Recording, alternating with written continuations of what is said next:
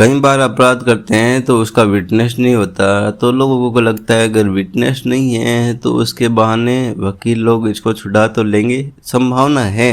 लेकिन पहले समझ लेते हैं कि कानून प्रक्रिया क्या होता है। जब कहीं ऐसा केस होता है तो कोई प्रत्यक्षदर्शी नहीं होता, तो पुलिस क्या करती है, पारिस्थितिक जन्य साक्ष्यों से काम चलाती है।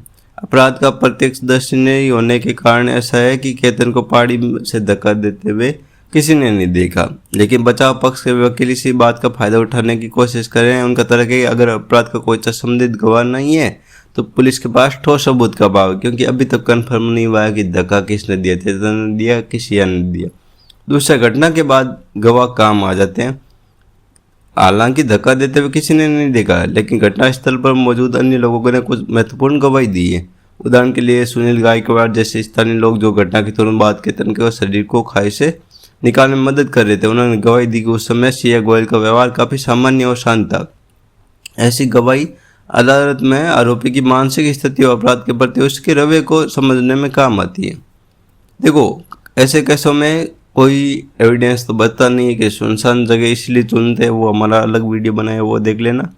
लेकिन इसमें पुलिस के गवाह के बयान के बजाय तकनीकी साक्ष्य को मानना जाता है, जैसे डिजिटल फुटप्रिंट हो गया।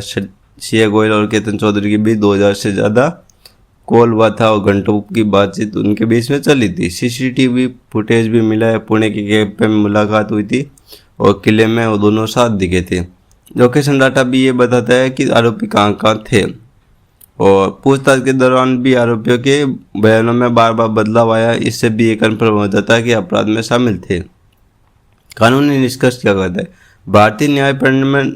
भारतीय न्याय प्रणाली में अगर संदिग्ध गवाह न हो तो सर्किमस्टांस जो एविडेंस है उनकी चयन का यूज लिया जाता है।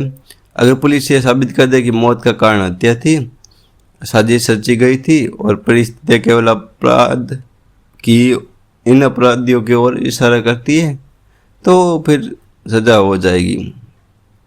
आपका क्या ओपिनियन है, कमेंट सेक्शन में बताएं।